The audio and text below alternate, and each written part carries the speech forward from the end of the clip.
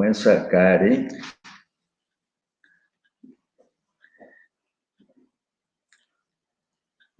Bom, gente, boa noite a todos e todas aqui presentes hoje. Primeiramente, eu gostaria de iniciar dizendo que esse nosso encontro, essa nossa reunião, está sendo retransmitida pelo canal GGN, Portal de Todos os Brasis, para quem quiser acompanhar por lá também, além do canal aqui do Instituto Inácio Rangel, pode estar se acompanhando essa atividade por esse canal. E hoje, nós iremos dar início a uma aula aberta com o professor Armin Mamigonian, convidado para falar sobre o pensamento de Inácio Rangel. Nossa atividade é realizada pelo Programa de Pós-Graduação em Geografia, com o apoio do Instituto Inácio Rangel e também com o apoio da Universidade Estadual de Santa Catarina, a UDESC. E essa atividade faz parte de uma disciplina ministrada pelo professor José Messias Bastos, no Programa de Pós-Graduação em Geografia da UFSC, onde o professor procura tratar de forma significativa o pensamento de Inácio Rangel, passando por inúmeros trabalhos desse autor, que foi um grande economista brasileiro e teve uma profunda inserção na geografia de Santa Catarina, onde o professor Armin, por conta do professor Armin, o professor Inácio Rangel pôde frequentar, participando de atividades como seminários, pesquisas, encontros. E o professor Armin Mamigonian, que está conosco hoje, foi um grande articulador e divulgador das ideias de Inácio Rangel na geografia brasileira. Caberia citar rapidamente alguns trabalhos desenvolvidos pelo professor Armin sobre a obra do Rangel na revista GeoSul, por exemplo, a entrevista com o professor Armin, para quem tiver interesse em consultar, se encontra na revista GeoSul. O próprio pensamento de Inácio Rangel, também o professor escreveu para essa revista, para quem tiver interesse em consultar. E também a gente não poderia se esquecer do primeiro seminário que celebrou o pensamento de Inácio Rangel na Universidade de Santa Catarina, organizado no ano de 1994 pelo professor Armin, que por conta do falecimento do professor Inácio Rangel, a reunião acabou acontecendo sem o nosso querido mestre. Bom, para mim não me estender demais, eu passo a palavra ao professor Armin Mamigonian, que vai ministrar essa aula sobre o pensamento de Inácio Rangel, e na sequência, o professor José Messias Bastos dará início ao debate, que vocês podem, pelo chat, estar enviando as perguntas, que o professor Armin estará respondendo. Bom, eu passo a palavra imediatamente ao professor Armin, sem mais delongas. Então, em primeiro, agradecer o convite e também agradecer a trabalheira que está sendo organizada, não?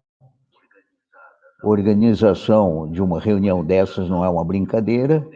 Agradecer as divulgações que estão sendo feitas, o Nassif, por exemplo, ajudando, e ele foi um dos admiradores e divulgadores das ideias do Rangel, assim como Terezinha, a nossa colega de Presidente Prudente, também está ajudando a divulgar. Mas agradeço também a presença de todas as pessoas que estão assistindo e que, naturalmente, sabem, minimamente, né, sabem que o Rangel foi um pensador de enorme importância.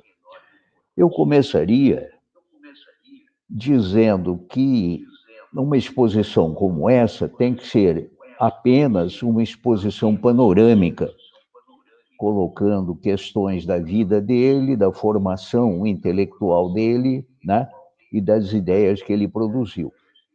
Por isso eu começo por um acontecimento extremamente importante na vida brasileira e na vida do Rangel, que foi a Revolução de 30.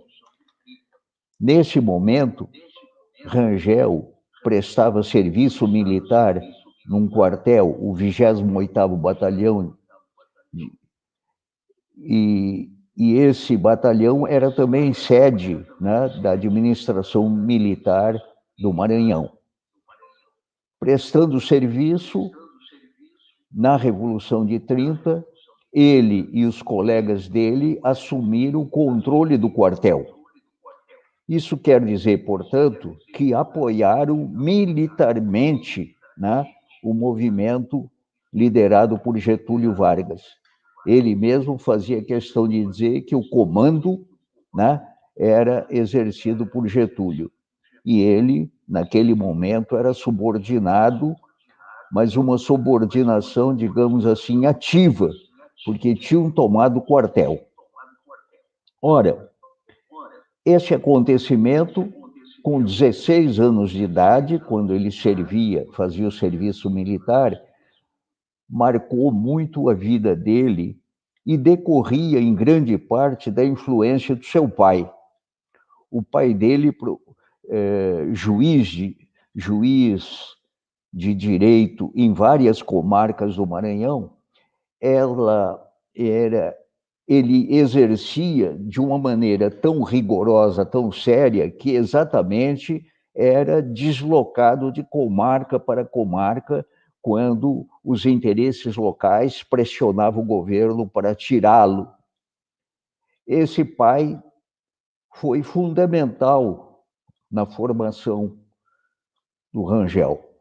Por que fundamental? Porque ele não só incutiu, né, as ideias principais que ele adotava, como, por exemplo, a necessidade de levar a sério a função de juiz, isto é, levar a sério a ideia do contraditório. Cada um expunha, né, as suas opiniões, de um lado e do outro. Isso serviu para o Rangel perceber que a dialética, a negação da negação, era importante para se entender não só a vida advocatícia, a vida de um juiz, mas era indispensável para entender o mundo, né? Portanto, como um adolescente, ele já se formava intelectualmente para ser uma pessoa que levava a sério a ideia do contraditório. Além disso, como eu estava dizendo, o pai dele era de uma honestidade extrema e por isso mesmo era deslocado de comarca para comarca, o que serviu para o Rangel conhecer grande parte do Maranhão. Ele nasceu numa dessas comarcas, né, e teve que, naturalmente, ir vivenciando as outras áreas até o pai se instalar em São Luís. Pois bem, essa honestidade vinha de uma formação, essa honestidade do pai, transmitida ao Rangel, vinha de uma formação por conta digamos, do histórico da família Rangel. Porque lá os seus antepassados, o pai dele dizia para ele, tinham participado das lutas pela independência do Brasil. No caso, 1817, em Pernambuco. Aliás, em Recife, o pai estudou direito, se formou e manteve naturalmente as ideias do iluminismo, que eram as ideias que norteavam o funcionamento da Faculdade de Direito do Recife. Portanto, esse espírito, digamos assim, de nacionalista, de defesa dos interesses nacionais, já fazia parte do histórico da família e influenciou naturalmente bastante o Rangel, porque o próprio pai dizia para ele: eu gostaria de ser mais moço para participar da luta pela mudança do Brasil, pelo fim da República Velha.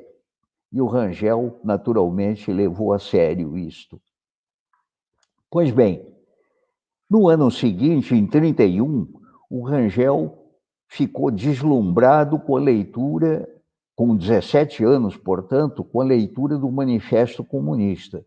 Manifesto que foi fornecido por uma família de origem judaica, que era naturalmente de esquerda, e que ele, então, leu, releu e releu, e ficou impressionado, porque ele gostava muito de história, não só história do Brasil, de história universal, e, consequentemente, percebeu que o Marx e o Engels eram gênios, né? Não só na formação filosófica, mas econômica, social, etc., etc. Por consequência disso, ele passou a militar no Partido Comunista. Militando no Partido Comunista, ele organizava e participava das reuniões de 1º de maio, e frequentemente era detido, e naturalmente, com o tempo, era solto. Os vários 1º de maio do início da década de 30 marcaram também a vida do Rangel, até que em 35, com a proposta, né, da Aliança Nacional Libertadora, o Rangel organizou dezenas de camponeses no interior do Maranhão, que ele conhecia, não é, vários lugares do interior, e que estavam dispostos a lutar por uma reforma agrária. E ele lembrava que, ao frequentar essas casas, as mães diziam para ele: se o meu filho pretender desistir dessa tarefa importante, eu vou dizer para ele que ele não vai poder voltar para essa casa, que ele mantenha a coragem e trate de enfrentar a luta. Ora, quando a Revolução acabou fracassando, 35, a primeira coisa que o Rangel fez foi visitar essa região onde dezenas de camponeses estavam preparados para a luta, e avisar a todos que a situação era de perigo e que cada um tratasse de se defender.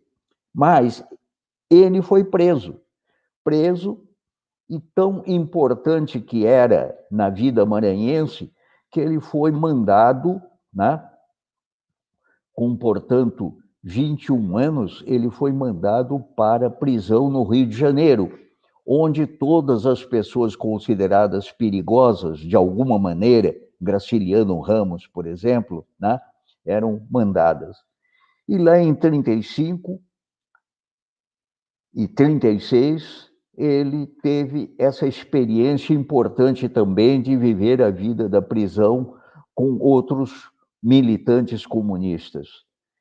E ele lembrava que essas reuniões que aconteciam na prisão, reuniões sobre vários assuntos, sobre literatura, sobre economia, sobre a situação brasileira, e cada curso desses era frequentado por quem bem quisesse. Era uma maneira, naturalmente, desses militantes valorizarem o tempo que tinham. E ele se impressionou com vários desses militantes. E, como ele pensava pela cabeça dele, né,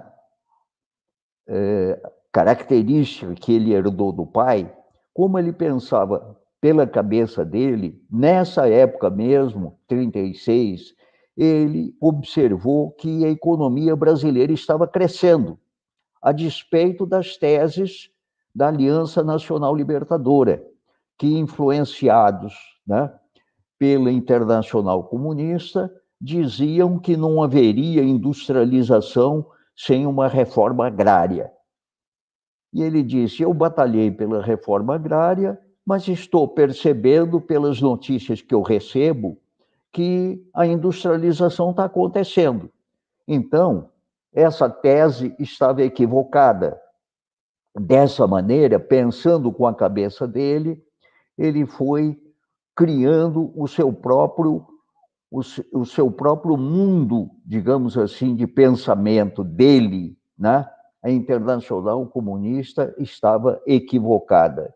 Por que diabo estava equivocada, né?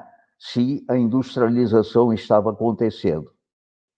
Dessa maneira, sempre curioso, sempre crítico, sempre pensando, ele acabou tendo que voltar para São Luís, onde ele ficou na capital do estado, em domicílio coacto, como ele diz, não podia sair de São Luís. Evidentemente, ele de vez em quando dava umas escapadas e corria o risco, naturalmente, de morrer, né? A polícia, né, daquela época, a partir desse momento, se tornou muito mais violenta. E ele foi defendido até, né, por mulheres indígenas, né, que, fora de São Luís, chegaram a protegê-lo. Rangel era desse jeito, um homem que não desistia de pensar por sua conta, de ter espírito crítico e de ser correto, como foi correto em avisar os camponeses, como foi correto também em várias ocasiões. Por exemplo, Jesus Soares Pereira, companheiro dele na assessoria econômica de Getúlio, né, foi cassado em 64, né, e os militares chamaram o Rangel para prestar depoimento e disseram, sabemos que Jesus Soares Pereira é um marxista perigoso. O Rangel disse, ele não era marxista. O militar, então, vamos dizer, meio contrariado, disse, como é que tu sabes? Ele disse, eu sei porque eu sou marxista e eu sei que ele não é. Ele sempre foi positivista e, como tal, sempre batalhou pelos interesses nacionais. Mas marxista ele não era. Desta maneira, em várias ocasiões, o Rangel demonstrou o seu vigor, né? O seu vigor moral e o seu vigor intelectual. Em outras ocasiões, se repetiram, né, esses acontecimentos. O militar, então, disse, bom, tu estás achando, né, que qualquer rebelião contra o nosso golpe, né, deve ser rechaçada? Ele disse, eu acho que qualquer rebelião militar contra vocês é um equívoco, mas eu não vou fazer essa declaração, porque eu não tenho liberdade. Sem liberdade, eu não vou fazer declaração nenhuma a favor de vocês. Esse era o estilo Rangel. Esse estilo Rangel persistiu durante a vida inteira, de tal maneira que, quando ele retornou a São Luís, depois de preso, ele foi inquirido pelo coronel comandante da região militar. E esse coronel conversou bastante com ele, querendo saber por que ele tinha se rebelado, etc, etc. Né? E ele explicou por quê. Ele explicou que queria defender os interesses brasileiros, os interesses nacionais, contra os interesses estrangeiros que estavam tentando, naturalmente, comandar o Brasil. Esse coronel ficou impressionado com Rangel e disse a ele, meu filho, vou te dizer uma coisa, gostaria que mais tarde nós dois pudéssemos fazer juntos a luta pelo Brasil. Era desse estilo, capaz de convencer os seus adversários, né, de que ele era uma pessoa séria e uma pessoa que não tinha medo, como ele demonstrou a vida inteira. Pois bem, ele demonstrou a vida inteira até quando, mais tarde, né,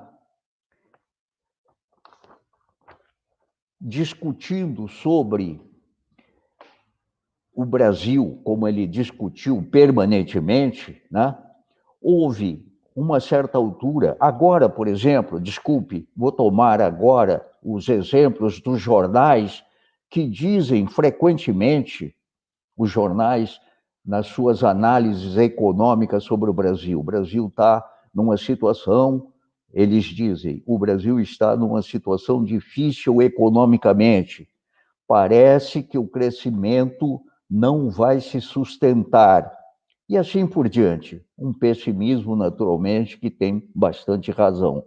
Mas esses comentários chegam, então, a enfatizar: será que nós vamos ter mais uma década perdida?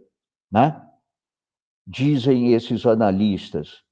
Acontece que esses analistas, quando falam em década perdida, ao proporem alguma alternativa, né, colocam a questão de que o Brasil precisa, na verdade, abrir mais o seu mercado interno, que está fechado demais.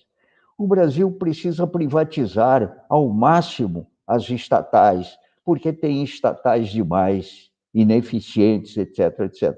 Repetindo os mesmos argumentos de antigamente, os argumentos que destruíram o Brasil.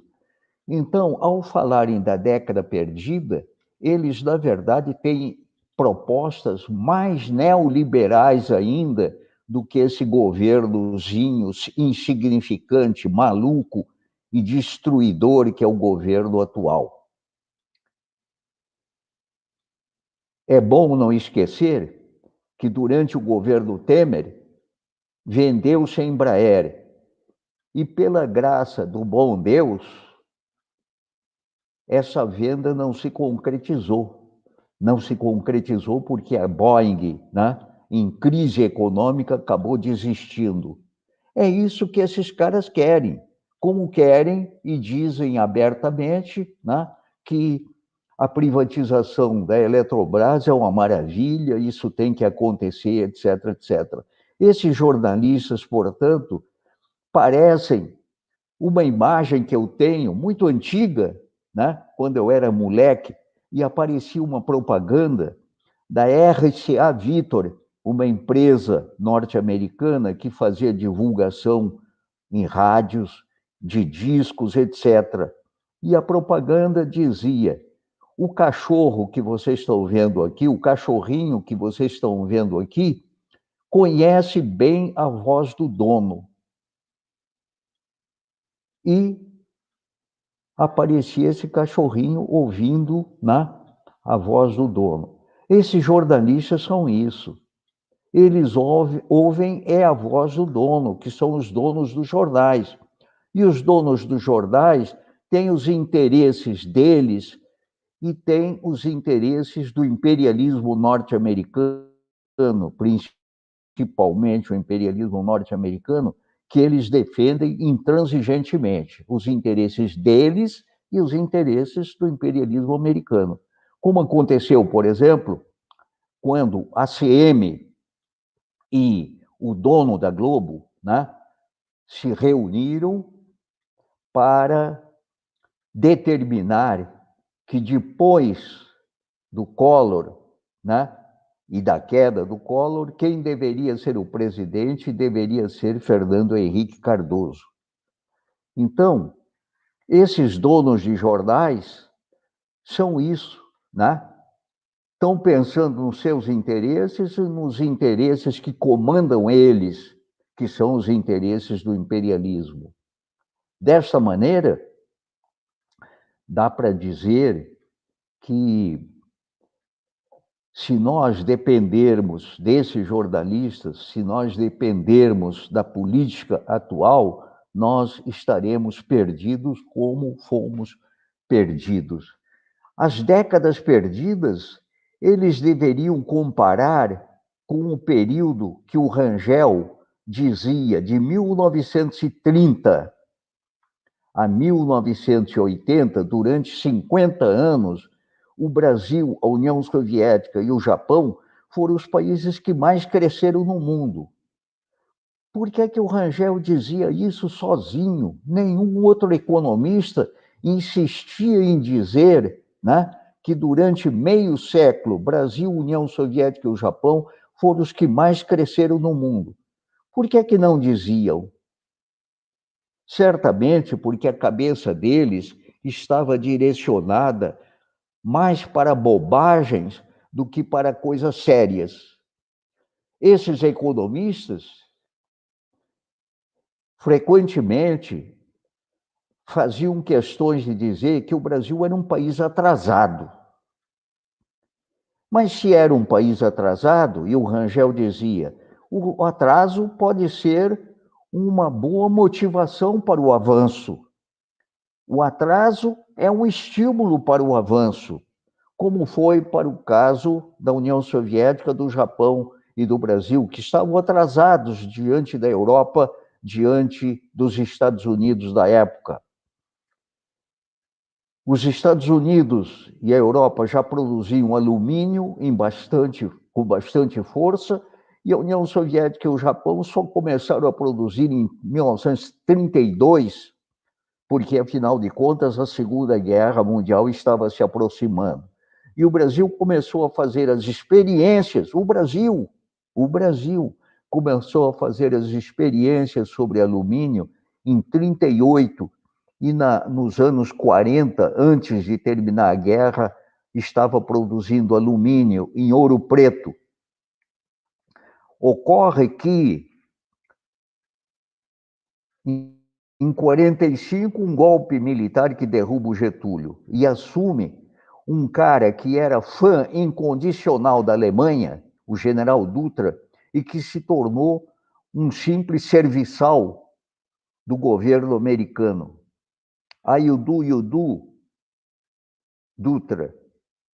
Ayutthuru Truman. Essa era a cabeça dessa figura. E com a abertura comercial, né, forçada pelos Estados Unidos, no governo Dutra, essa fábrica acabou falindo e sendo vendida para o capital estrangeiro. Ela foi implantada por brasileiros em Ouro Preto, na periferia de Ouro Preto. Pois bem, essa é a história verdadeira.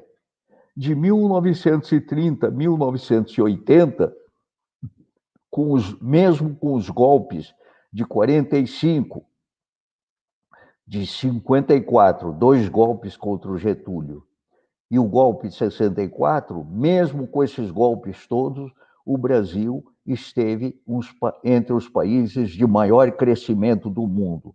Por que que esses economistazinhos, que aparecem naturalmente, né, com não sei quantos livros publicados e não sei com que fama, né, de serem grandes pensadores, por que que esses economistas não explicam esse crescimento extraordinário? Um dos bons economistas brasileiros, Paulo de Tarso Soares, da Universidade de São Paulo, fez questão de comparar o raciocínio do Rangel com o raciocínio do Delfim Neto. Aliás, 2 economistas de importância, de criatividade. Ora, a comparação foi no sentido de dizer, por exemplo, né, que havia um consenso dos economistas, né, tradicionais, digamos assim. Poderia ser uma pessoa, digamos assim, do Partido Comunista, né, como este rapaz, o Alberto Passos Guimarães e outros do Partido Comunista, que diziam: a agricultura está atrapalhando o crescimento econômico brasileiro. Um consenso que reunia economistas intelectuais do Partido Comunista, mas reunia também Celso Furtado, mas reunia também Roberto Campos, todos eles insistindo no fato de que a agricultura estava atrapalhando o crescimento econômico do Brasil, porque era atrasada demais. No entanto, tanto Rangel quanto Delfim Neto, que tinham formação séria e não essas coisas, né, ideológicas, não essas coisas dogmáticas, diziam o oposto, isto é, a agricultura não atrapalha coisa nenhuma, ao contrário, quem puxa a agricultura é a indústria. A indústria que tem capacidade de dinamismo próprio e, por consequência, estimula o crescimento da agricultura. Por exemplo, quando as indústrias têxteis atrasadas de São Luís e de outras cidades do Nordeste acabaram desaparecendo por conta da concorrência do crescimento industrial enorme, né, de São Paulo e do Rio de Janeiro, esse crescimento enorme das indústrias de São Paulo, sobretudo, e do Rio, fizeram com que surgisse a necessidade de produção de babaçu, de óleo de babaçu no Nordeste, o que naturalmente tornou, né, tornou a crise, né, do fechamento das indústrias do Nordeste num peso menor. O babaçu passou a ser exportado para São Paulo e o Rio de Janeiro, por exemplo, né? Então, esse raciocínio dogmático, esse raciocínio pobre, né, sempre existiu nesses economistas que foram, né, que foram estimulados pela imprensa a serviço, naturalmente, dos interesses estrangeiros. O próprio Celso Furtado, mais adiante, no plano trienal, além de fazer essas durante o governo do Jango, né? Antes da queda do Jango, além de falar essas coisas que são inverídicas, também propôs o combate à inflação com mais depressão, com mais crise econômica, e ajudou, aliás, né, a queda do Jango, direta ou indiretamente. E assim as coisas funcionam. Pois bem, na verdade, então, é bom dizer que, como Noel Rosa, né, falando do samba no Rio de Janeiro, ele dizia: o samba não se aprende na escola. E é bom que a gente diga também que a economia não se aprende na escola. Para aprender economia, não basta ouvir, né, professores que, por exemplo, nunca fizeram pesquisa de campo, coisa que os economistas, em geral, não gostam de fazer, e coisa que o Rangel fazia quando trabalhou no BNDES, né? E não só, quando ele trabalhou em São Luís, né, no final da década de 30, quando ele estava em domicílio coacto, ele trabalhou numa fábrica de algodão, uma fábrica pioneira, porque não produzia simplesmente tecidos, produzia também esse algodão que era monopólio praticamente de uma empresa estrangeira, o algodão para uso de enfermarias, não? Essa empresa onde ele trabalhou e era correspondente internacional, né? Mas também ajudou a organizar a administração da empresa e, a uma certa altura, disse para o dono: eu estou querendo ver como é que funciona a fábrica lá embaixo. E aí o dono ficou surpreso, mas ele disse: mas eu me interesso por saber.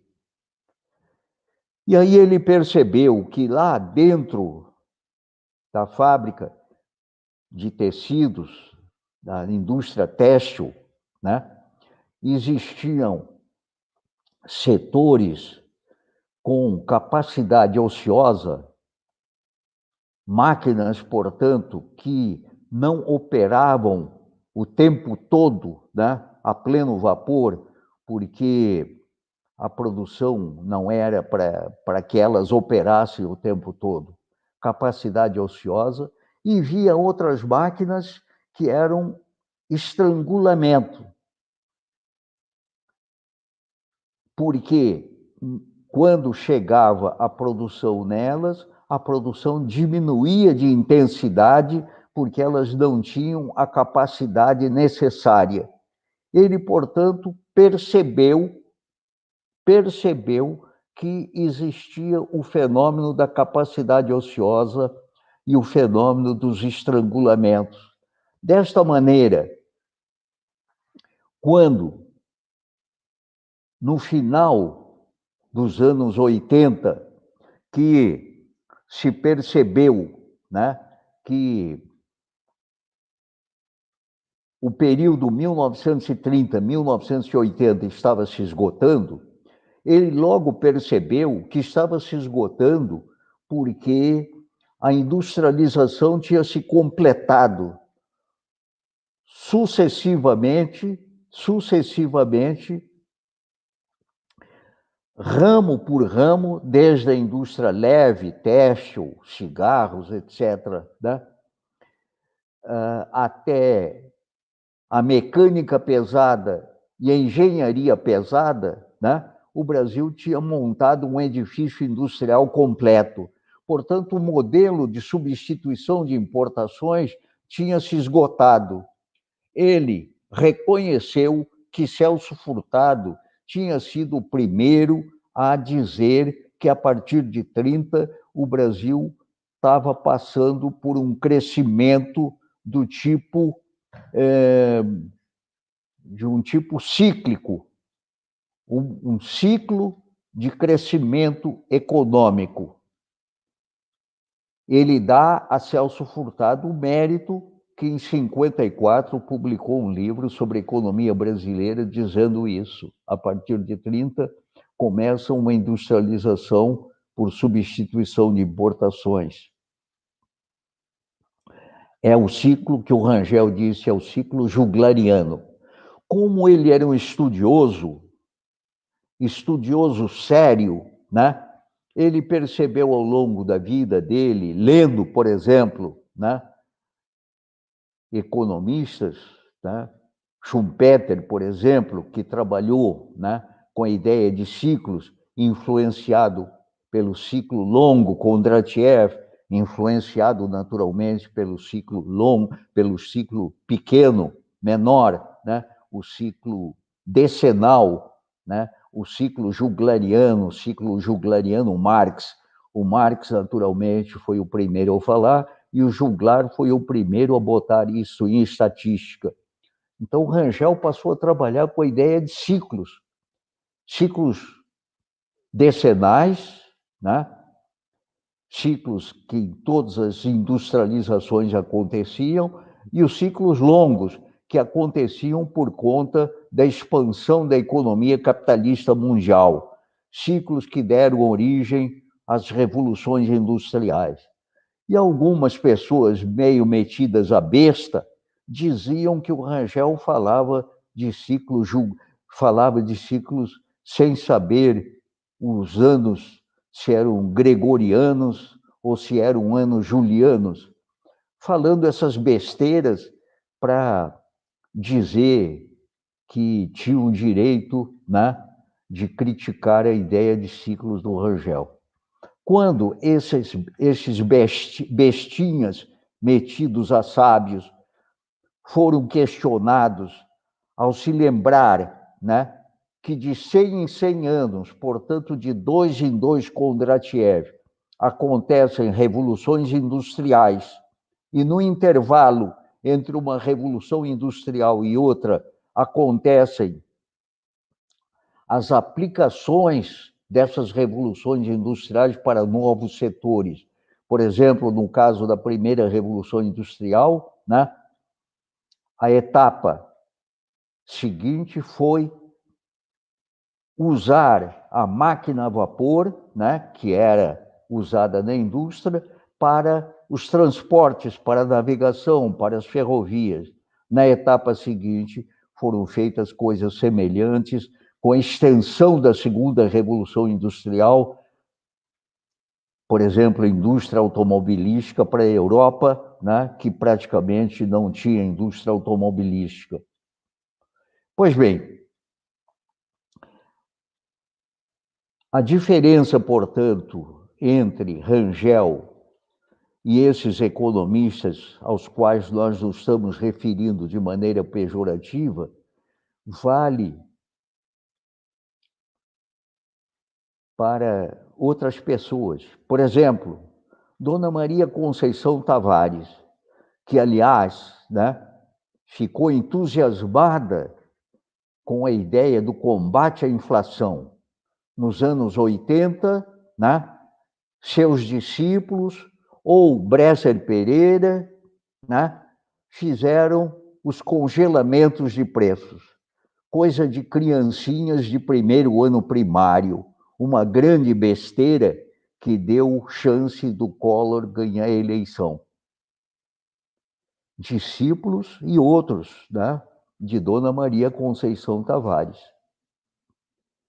Pois bem, mais adiante, seus discípulos da Unicamp e mais os neoliberais da PUC do Rio de Janeiro se reuniram para montar o Plano Real, que era o plano de abertura da economia brasileira para combater a inflação. Evidentemente, né, abrindo a economia brasileira, que funcionava à base de oligopólios, e a inflação não atrapalhou o crescimento econômico do Brasil de 1930 a 1980, né? Com maior inflação ou menor inflação, o Brasil cresceu extraordinariamente. E com os governos militares também. Geisel foi um dos impulsionadores da industrialização, coisa que o Rangel sabia muito bem. Pois bem, aí Dona Maria Conceição Tavares se dá ao trabalho de dizer que foi uma falsa, escreve um artigo na Folha de São Paulo, mais ou menos 1977, né? Em pleno governo Fernando Henrique, falsa via prussiana e falsa via liberal. Falsa era a cabeça dela. Como ela foi tratada muito corretamente por Chico, o grande humorista brasileiro, que não só tem que dizer que era um humorista cearense, né? Chico o quê mesmo? Chico Anísio. Chico Anísio ridicularizou Dona Maria Conceição Tavares, chorando, porque os discípulos dela estavam combatendo a inflação. E aí essa figura, metida naturalmente a sábia, sabedoria mais ou menos desse tamanho, né, falou em falsa via prussiana. Falsa seria talvez mais a cabeça dela, falsidade dela, porque a via prussiana brasileira de 1930,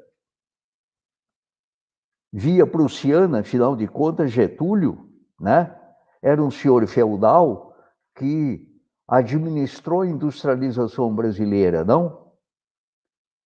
E o general Geisel também era uma via prussiana, não?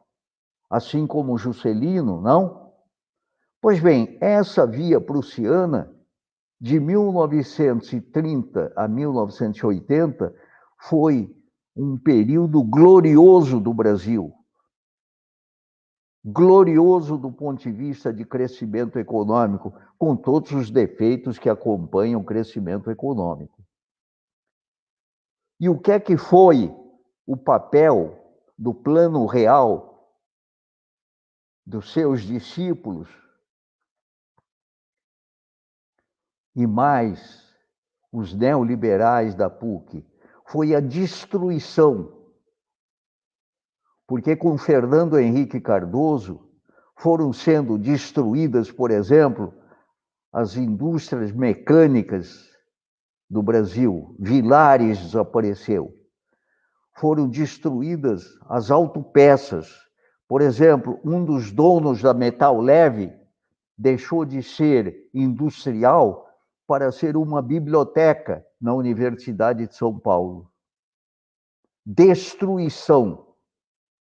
E essa destruição, né, que foi interrompida rapidamente pelo governo Lula, mas que foi retomada essa destruição com Temer querendo vender, felizmente não conseguiu a Embraer, não, e agora venda de Eletrobras, etc, etc, não? Consequentemente, nós temos que retomar a batalha travada por esses heróis. Getúlio foi um herói com todos os seus defeitos. Igualmente, o general Geisel foi um herói com todos os seus defeitos. Rangel praticamente não tinha defeito. Ele era um pensador extraordinário. É ele que nós deveremos retomar sempre das suas leituras. Ele é que percebeu, por exemplo, que o Brasil era uma formação dual, uma formação aberta para o exterior e voltada para o interior. Quando a independência ocorre, né, Portugal que é posto para correr e é substituído pela Inglaterra. E a Inglaterra realiza um acordo com os senhores de escravos. Mas o regime tinha uma dose de feudalismo que era a capacidade do Estado brasileiro controlar as terras, que era herança da colônia portuguesa. Portanto, um feudalismo, né, do poder político de monopolizar a terra e distribuir a terra. Essa ideia de dualidade brilhante tem que ser permanentemente retomada. E o Rangel dizia, nós podemos retomá-la depois de termos feito a independência, depois de termos feito a abolição república, depois de termos feito a Revolução de 30, rompe com a dominação dos bancos norte-americanos, porque nós temos capacidade de financiar o que precisa ser financiado, que é a infraestrutura que está estrangulada. Até hoje, isto não foi levado a sério. Fala-se, né, em infraestrutura para cá e para lá, e ninguém diz que a ideia do Rangel foi essa. Retomar o crescimento econômico investindo maciçamente na infraestrutura por empresas que tivessem dinheiro. Não seria o caso de vender Usiminas, que Mercadante elogiava como se entendesse alguma coisa de economia. Não se tratava de vender empresas prontas, tratava-se de passar concessões de obras que precisavam ser feitas, como as ferrovias, como o Geisel começou a fazer com a ferrovia do aço. Não? Então, retomar o crescimento econômico brasileiro é possível, mas temos que estudar permanentemente as lições desse mestre extraordinário. Obrigado a todos.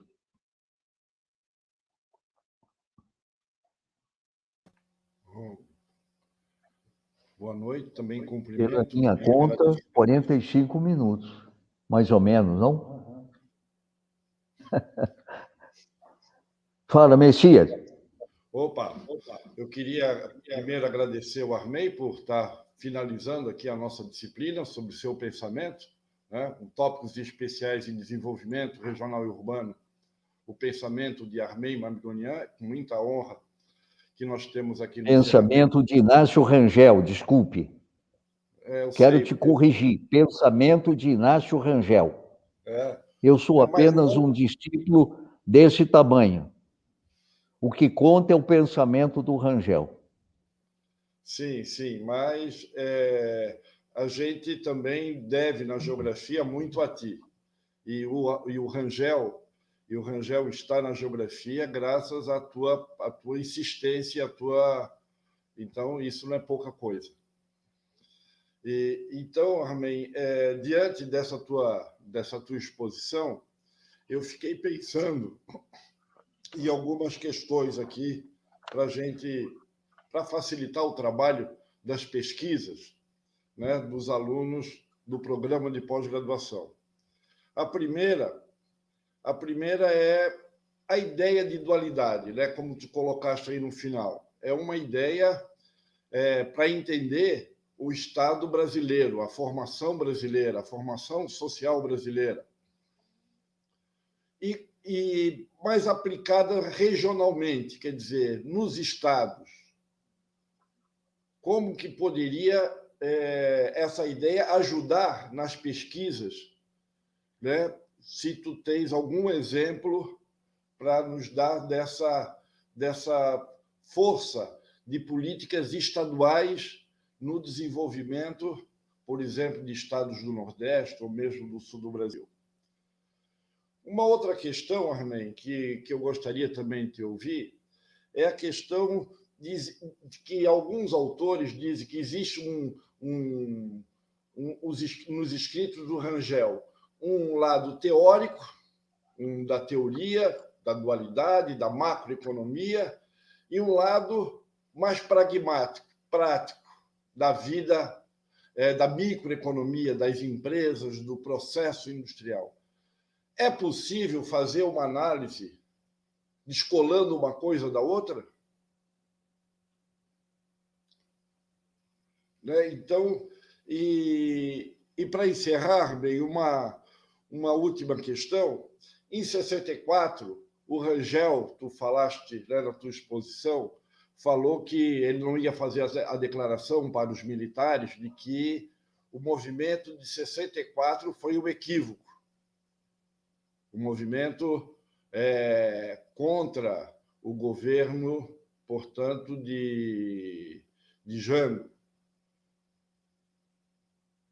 O movimento popular, os movimentos políticos de esquerda contra o governo, porque se pensava na época que tinha que se fazer uma reforma agrária. Quem são os verdadeiros ideólogos, né, dos estudantes, do movimento do trabalhismo em geral do Brasil? Quem são os grandes ideólogos que fizeram o país entrar num beco sem saída e veio com isso o golpe militar, dando munição para o golpe militar?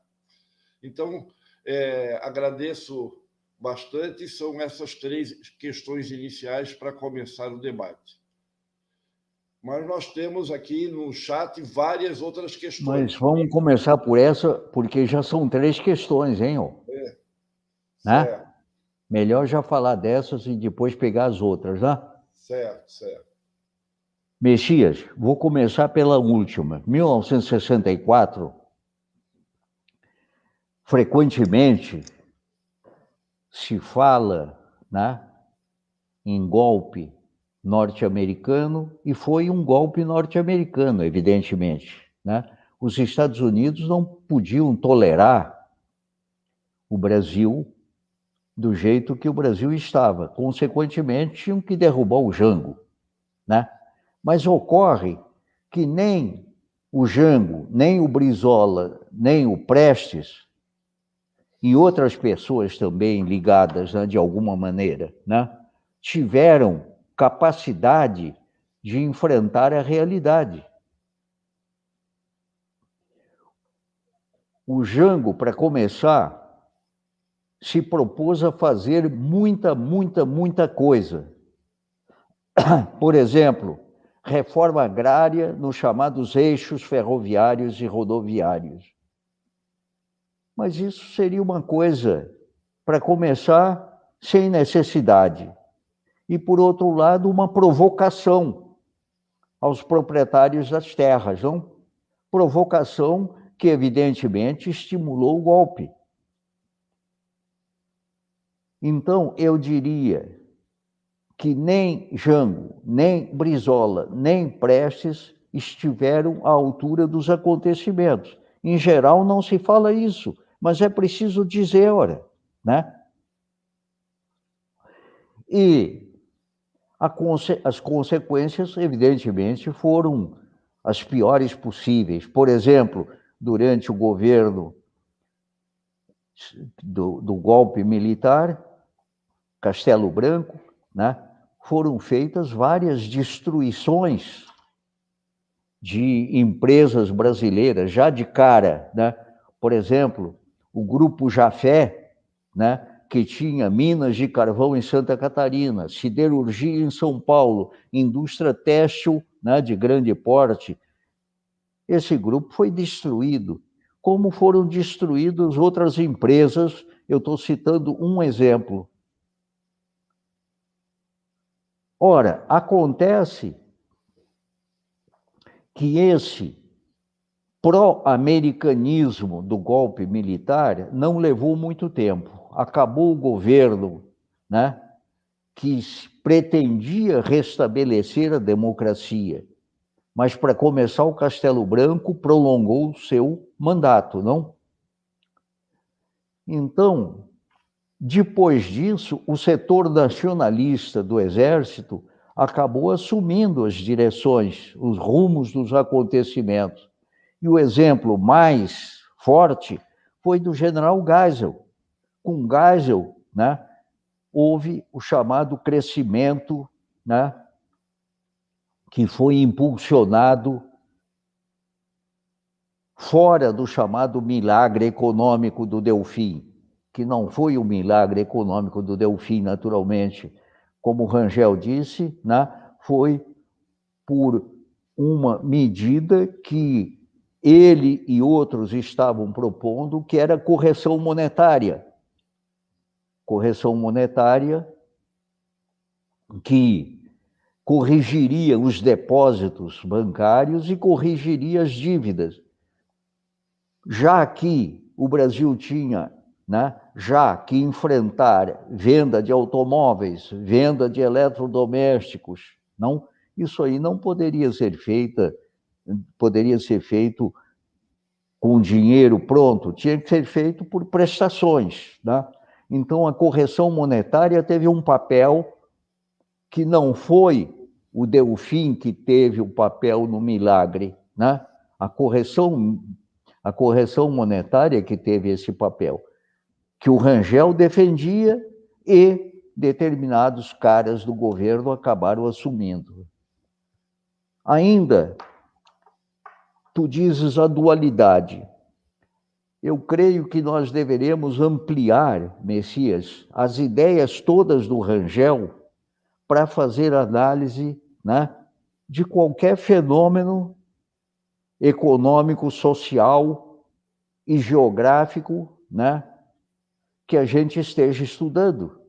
Quer dizer, por quê? Porque o Rangel, além de trabalhar com a ideia de dualidade, trabalhava com ideias como nós de estrangulamento, né, que acontecia numa economia, né, de, digamos assim, de ciclo juglariano, mas podia acontecer também numa economia mais ampla de ciclo Kondratiev, né? A ideia, portanto, né,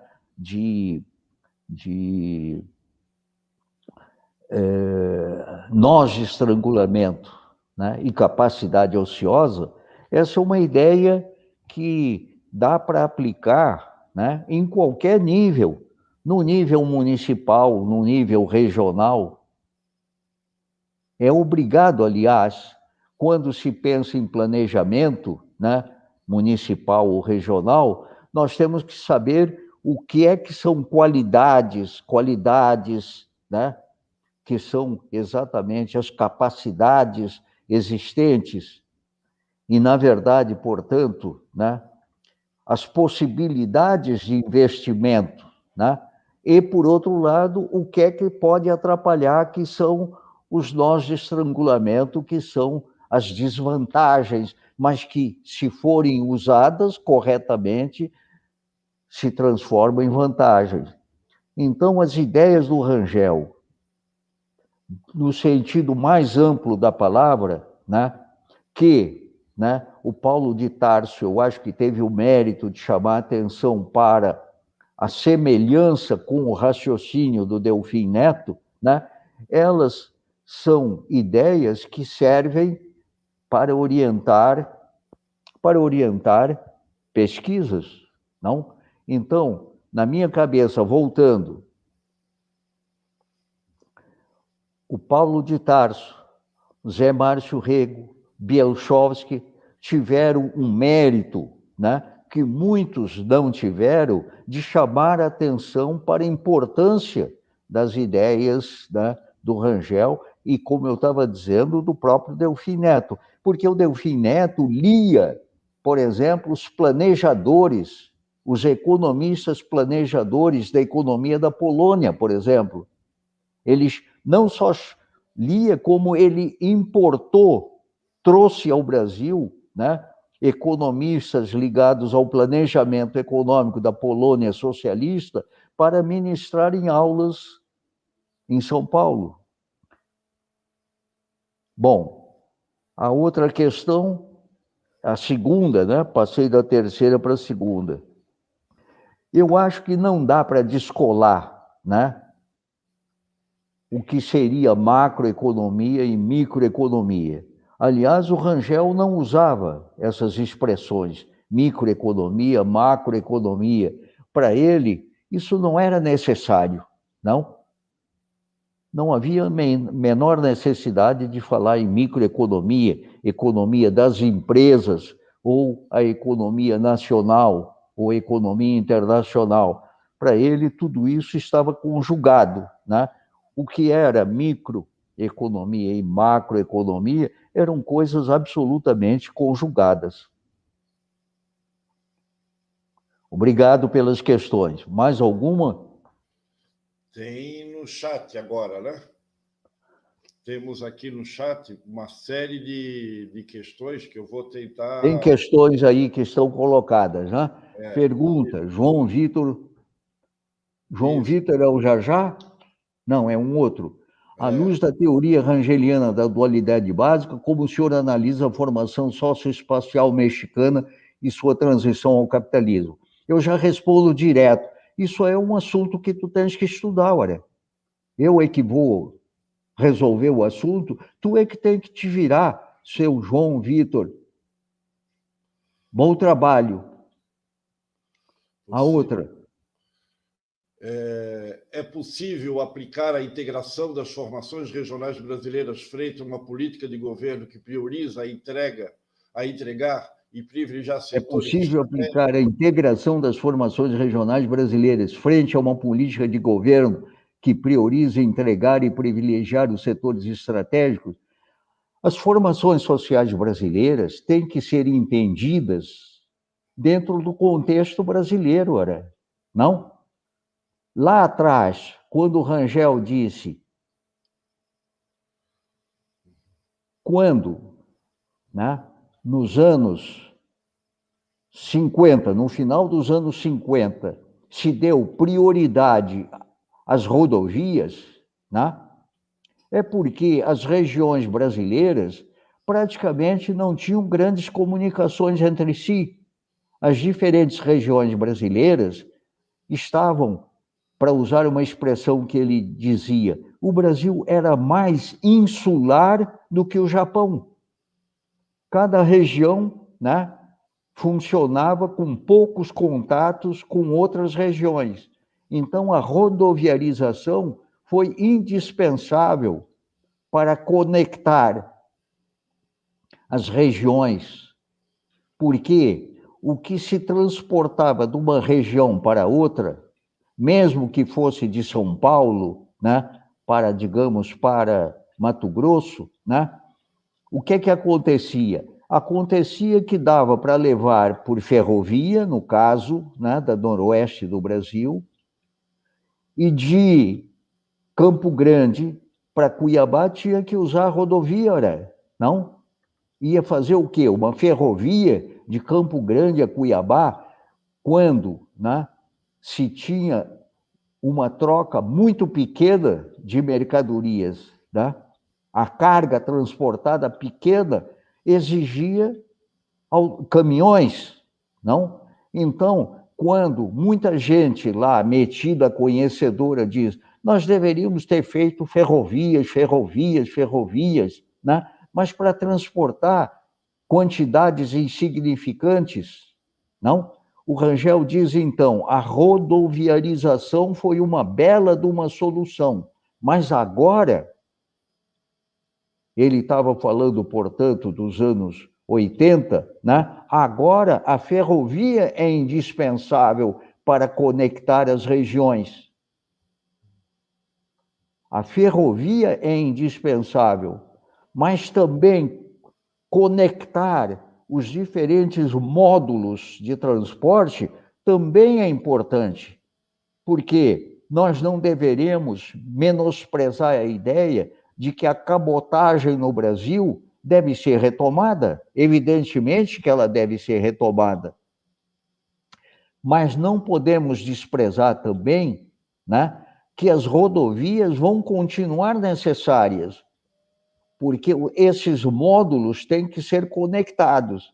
Mas o que está faltando é uma rede ferroviária nova, moderna, que o general Geisel percebeu quando partiu para a construção da ferrovia do aço, e que depois, naturalmente, não foi tocada para diante por ninguém, porque o imperialismo tomou conta do Brasil, né? E Bresser, Pereira e não sei mais quem, né, queriam acabar com a inflação à base de congelamento. Essas criancinhas de 1 ano de idade, vamos botar 4 ou 5 anos de idade, né, para não desmerecê-los. Então, o que aconteceu? Aconteceu que economistas, direta ou indiretamente ligados ao imperialismo norte-americano, deixaram de levar em conta as ideias de que a substituição de importações tinha sido esgotada. Modelo se esgotou. Não é verdade, Messias? Modelo de substituição se completou completamente, né? Mecânica pesada, engenharia pesada, então substituição de importações era um modelo que já tinha terminado. Então o Rangel propunha um novo modelo, que começaria, né, com a batalha em cima das infraestruturas. Então as ferrovias tinham que receber prioridades, e até hoje não receberam. É uma piada de mau gosto, não? Então, a conectividade, né, se basearia principalmente nas ferrovias, mas não significaria largar rodovias e nem largar o transporte de cabotagem. Que mais? A resposta é cumprida, como tu sabes. Nós estamos encurtando porque está na hora já de terminar essa reunião. Certo. Com relação às indústrias maquiladoras, ele está perguntando, o João Vitor também, quais as contradições com relação às maquiladoras? Pergunto, como o senhor vê o processo de industrialização que se deu no México na segunda metade? Quais as chamadas indústrias maquiladoras? Quais as contradições geradas? eu acho que é um assunto para tu estudar. Certo. Não achas, Messias? Sim, sim, ele está estudando Será isso. que esse cara não é te orientando? É meu orientando, sim, Armin. Então diz para ele estudar mais o Rangel, pô. Está tentando aplicar a dualidade ao México. Tá tentando. A É? ideia é, Dualidade, mas tem que aplicar todo o raciocínio do Rangel, não apenas dualidade. sim, claro, claro. Bom, a outra pergunta, Armin, é do Leonardo. A partir de Rangel, os períodos recessivos, as Vamos ver concessões. lá. Está escrito aí, Sim, Leonardo Musman Estrela. A partir de Rangel, nos períodos recessivos, as concessões públicas são o caminho para a promoção das infraestruturas necessárias ao desenvolvimento. Na verdade, repare, como o senhor enxerga essa realidade no Brasil ao tempo em que se parte da premissa de que deve-se ter um Estado planejador das concessões e fiscalizador do serviço, logo um Estado forte. O Rangel dizia, o Estado está fraco, está falido, nos anos 80, porque a dívida externa e a dívida interna eram brilhante, Armém, Carlos Espínola. Tu és um puxa-saco, pô.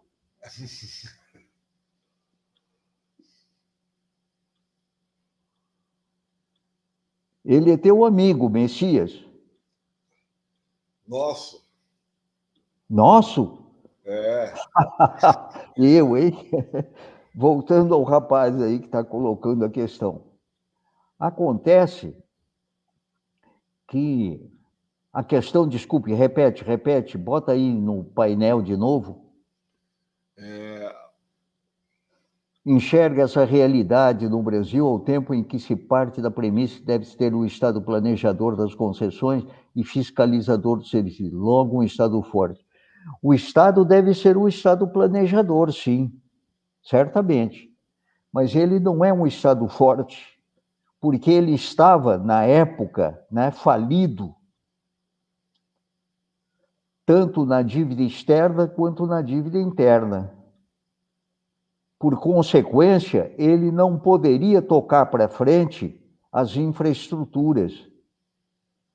Esse estrangulamento, que eram as infraestruturas, poderiam ser assumidas pela iniciativa privada brasileira, com o financiamento dos bancos brasileiros, como os bancos, por exemplo, tinham financiado, né, a construção civil, né, que o Brasil se tornou as grandes e médias cidades brasileiras com milhares, né, de edifícios altos, não? Financiamento bancário, evidentemente. Os bancos poderiam financiar a construção dessas infraestruturas. Mas para financiar essa concessão das infraestruturas, as empresas, né, que ganhassem as concessões tinham também que ter tarefas a cumprir. Entre essas tarefas, prazos para cumprir a construção, digamos, de uma ferrovia, ou de uma rodovia, ou de um porto, ou de um aeroporto, etc., etc. Tinham que ter prazos para construir e explorar. E prazos em que essas concessões, né, seriam dadas.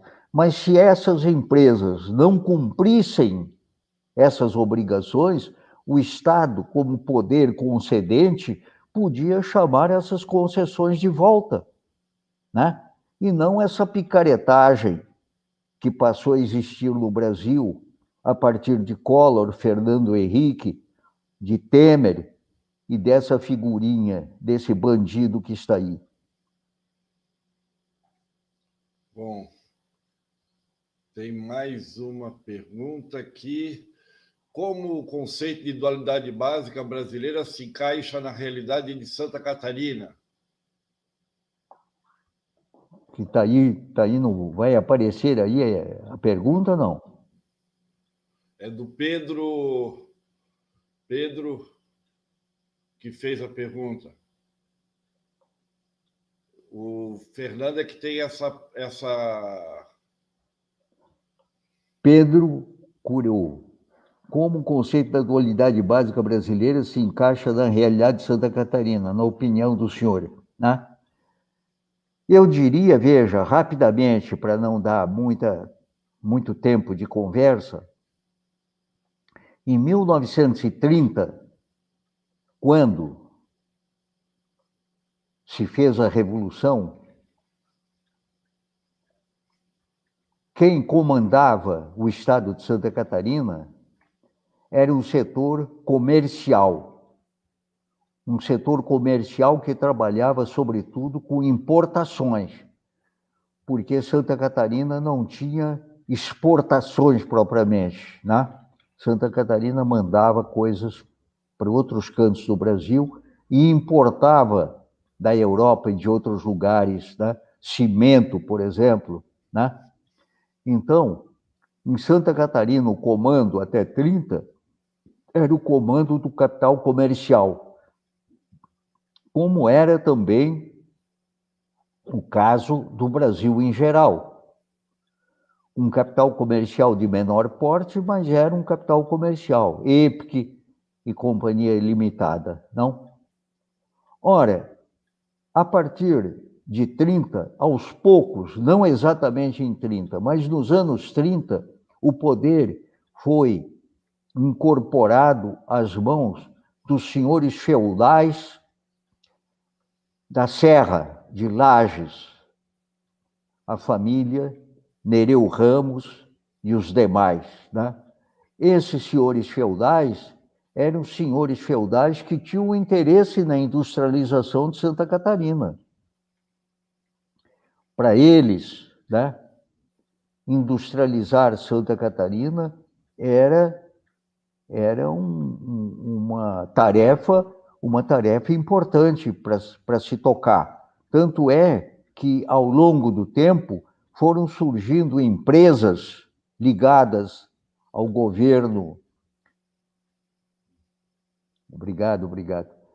Foram surgindo empresas voltadas ao crescimento industrial de Santa Catarina, instaladas em Florianópolis e frequentemente administrada por industriais, por exemplo, industriais de Blumenau, né? Que tocavam, por exemplo,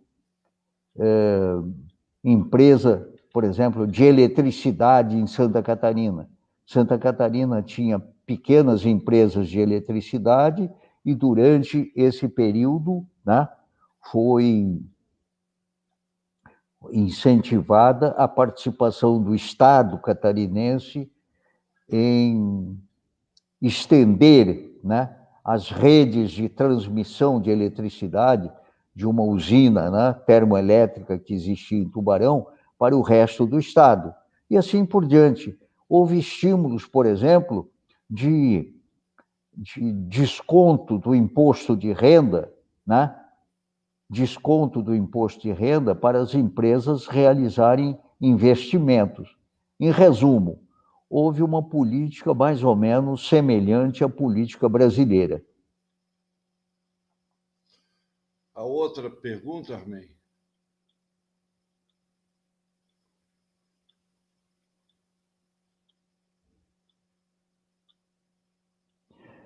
Vou começar pela última questão. Ainda existe uma burguesia industrial? O rapaz colocou muito bem a questão. Ainda existe no Brasil uma burguesia industrial? Existe, muito pequena. Ela não foi destruída completamente. Como eu estava dizendo, o dono da Metal Leve não é mais um industrial.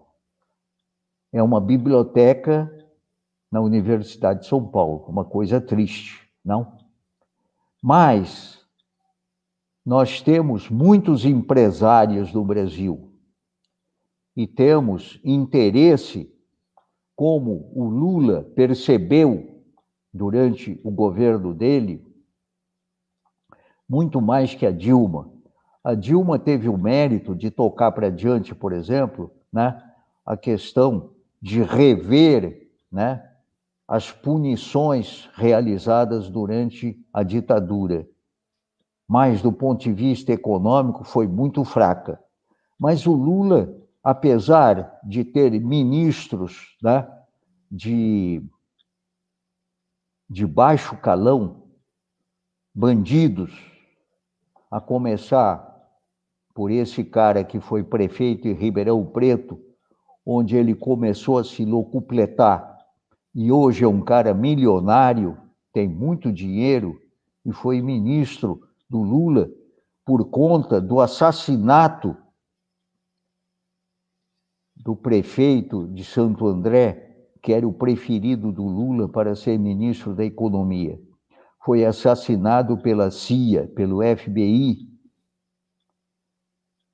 quando saiu da prisão o assassino, saiu de helicóptero, a moda norte-americana, a moda da CIA, não?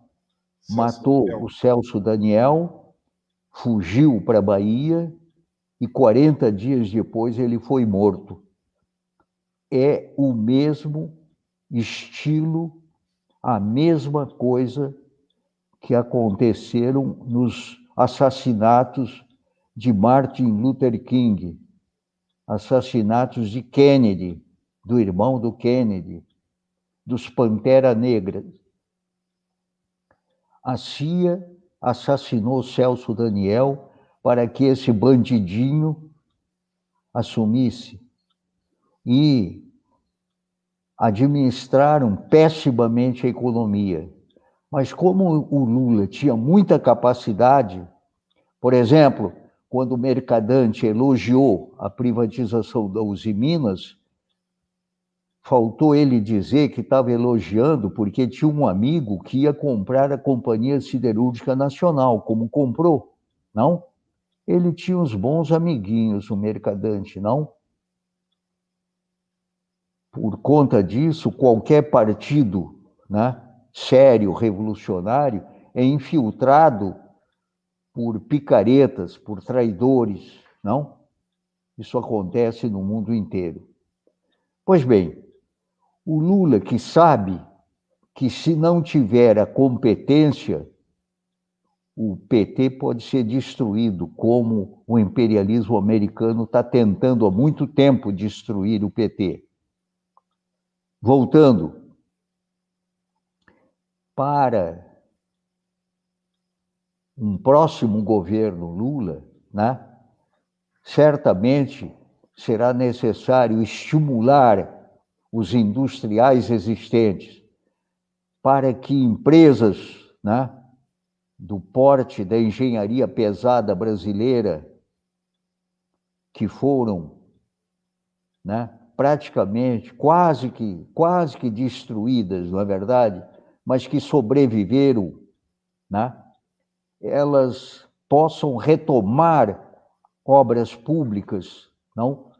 Então, obras públicas devem ser entendidas como essas obras de infraestrutura para serem concedidas à iniciativa privada, ferrovias que andam muito devagar e coisas parecidas. Sistema de esgoto, então, né, é um nó de estrangulamento brutal para a saúde brasileira. A população pobre, né, vive, né, essa crise brutal que é a falta do sistema de esgoto pelo Brasil inteiro. Pois bem, esses investimentos têm que ser realizados. E tem muitos setores ainda brasileiros dinâmicos, mas que estão mais ou menos perdidos, nem sabem muito o que devem fazer, com raras exceções. Uma das exceções é esse rapaz de São Paulo, da área de Piracicaba, né, cuja família tinha grandes setores de usinas de açúcar e que hoje depois de trabalhar na Votorantim, depois de trabalhar em vários lugares, percebeu que tinha que montar os seus próprios negócios, por exemplo, a Rumo, né? Esse setor desse empresário extremamente dinâmico, né? Está tocando para frente. Em Dobradinha, por exemplo, né? A distribuição de petróleo com a Shell, mas também está tocando para frente ferrovias e assim por diante. Então, essa burguesia industrial brasileira é pequena, ela existe e ela pode ser estimulada e ela pode crescer. E nós, quem sabe, nos livremos do domínio do imperialismo norte-americano. Bom, o Armen, tem mais algumas questões. Eu pergunto para ti, tu responde agora ou encerramos?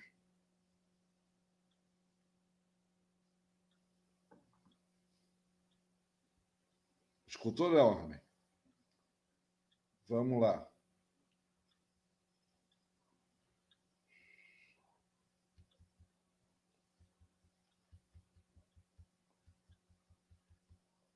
Uma pergunta aqui: como o professor avalia a participação do setor privado no setor portuário de Santa Catarina, por exemplo, através da criação da Porto Nave e do Porto de Itapuá?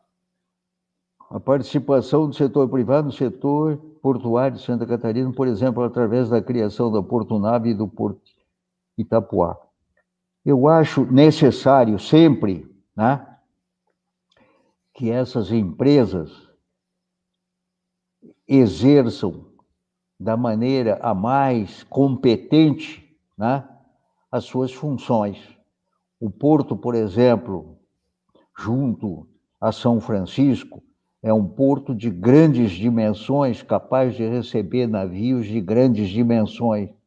O que quer dizer, portanto, que, sem ser do tamanho dos grandes portos mundiais, esse porto de Itapuá pode desempenhar um papel importante como um porto que possa manter contato com portos menores que recebam navios de menor porte, né?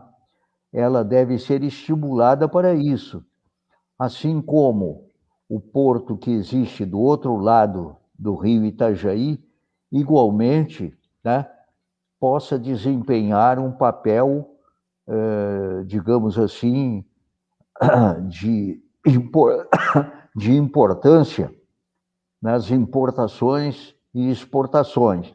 Mas tudo isso depende muito mais da política econômica do governo do que desses portos mesmo. Certo. A outra pergunta, Armen, o Léo Estrela: como o senhor enxerga o desinvestimento atual da Petrobras, que inclui a entrega de ativos importantes, muitos deles concedidos e rentáveis, como o setor de transporte e distribuição de gás natural?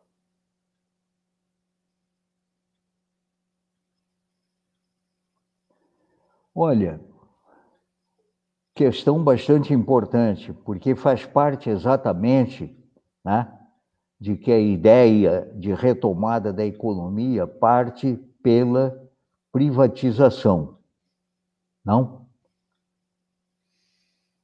Por que retirar da Petrobras setores que são lucrativos, se a Petrobras foi a pioneira do mundo, né, em exploração de extração de petróleo em águas profundas?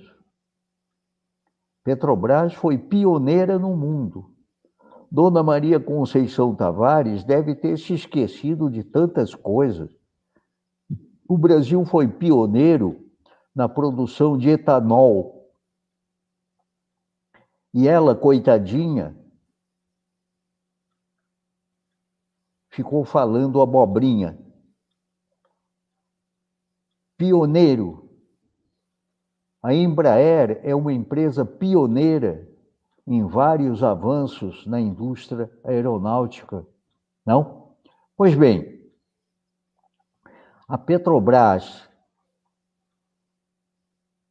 que realizou tantas explorações de petróleo, não só no Brasil, mas em vários lugares do mundo, hoje está sendo pressionada para perder setores altamente lucrativos. E as empresas que estão recebendo essas concessões, por exemplo, na Bacia de Santos, programam investir muito menos do que a Petrobras investiu em períodos equivalentes. Então, para que conceder, áreas de exploração que o setor privado vai botar muito menos dinheiro, não? Porque são negociatas. Isso tem que ser combatido e certamente vai ser combatido durante o governo Lula, que vai se eleger, em 22. Porque o Bolsonaro, evidentemente, vai reagir da mesma maneira que o Trump. Vai tentar melar o resultado como um ditador hitlerista, nazista, igual ao Trump. Mas não vai conseguir. Certo. Outra pergunta, Armin. Por que o governo atual não tem coragem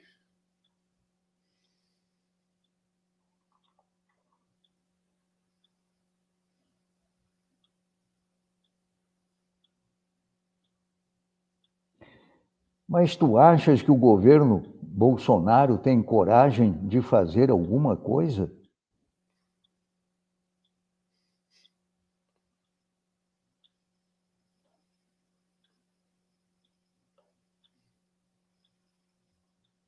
E tem uma última questão aqui, Armin, que é sobre... Não é o Porto de Itapuã, é depois. Tem mais uma pergunta. Foi tirado? Da Eletrobras, a privatização da Eletrobras. Sim. Por que o senhor acha da recente privatização da Eletrobras? Como o senhor acha que vai ser atingido? Como o país vai ser atingido por isso? Recente não é com 2 S's, hein?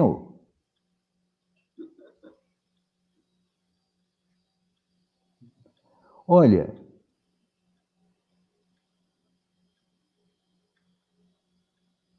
a privatização da Eletrobras ainda vai dar uma trabalheira, porque as pressões contrárias à privatização vão continuar. Como é que a usina de Itaipu, que é uma das maiores do mundo, vai ser adquirida por quem? Por empresas estrangeiras?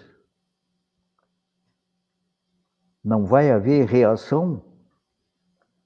É uma coisa para a gente batalhar, continuar a batalha para enfrentar, a necessidade de manter o Brasil em pé e não o Brasil ajoelhado para o imperialismo norte-americano.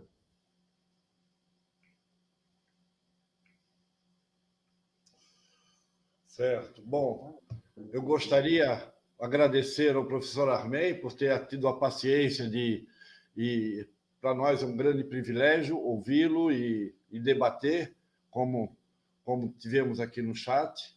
Então, a gente pode, nessa noite, encerrar a nossa nossa atividade de hoje e dizer que o programa de pós-graduação, o Instituto Inácio Rangel, mais uma vez se esforçam para proporcionar um evento dessa qualidade como a gente assistiu hoje, dessa noite, né, de quarta-feira, aqui pelo Instituto Inácio Rangel. Muito obrigado, Arben. Se tu quiser Eu quero, palavras finais. eu quero me despedir, agradecendo o convite, Messias. Naturalmente, né, como eu disse no começo, uma visão panorâmica pequena, né, uma ligeira visão panorâmica que a gente tenta transmitir para chamar a atenção do estilo pessoal deste economista extraordinário. Nunca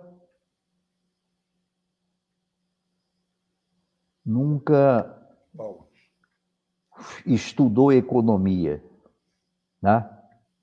Formou-se em direito, mas se tornou um economista extraordinário, porque ele tinha objetivos na vida dele. Hoje, quem estuda direito não tem nem economia política, não tem nem direito romano. O que ele vai querer ser é juiz, vai querer ser procurador. Juízes e procuradores, em geral, estão a serviço do sistema dominante. Então, convenhamos, estudar direito hoje é uma tristeza e um destino também meio triste. Mas não foi o caso de Rangel, não. Ao contrário,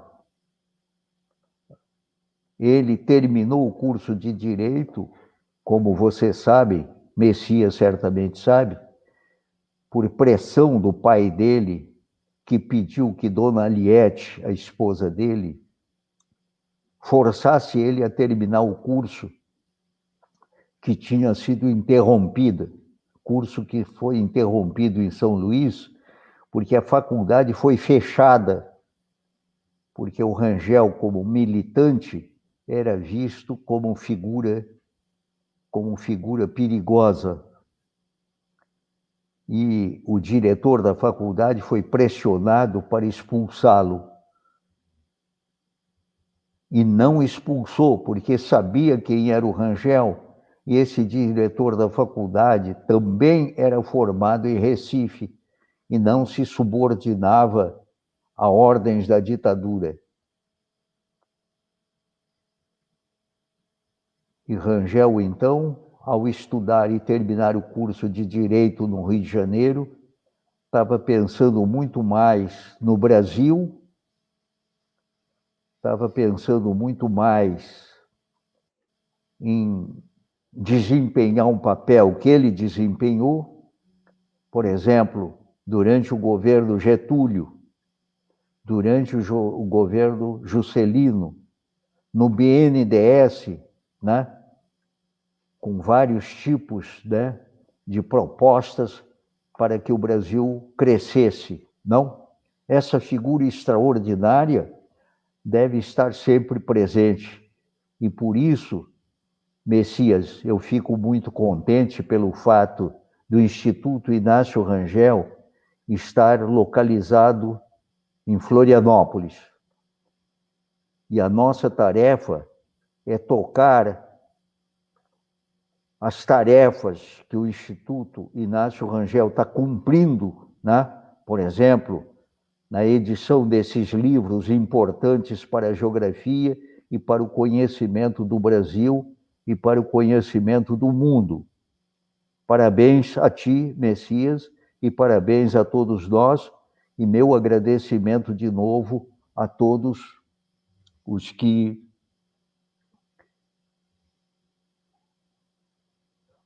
organizaram e nos ouviram. Um abraço. Muito obrigado, Armei. Um abraço também. E damos por encerrado a nossa atividade de hoje. Boa noite a todos.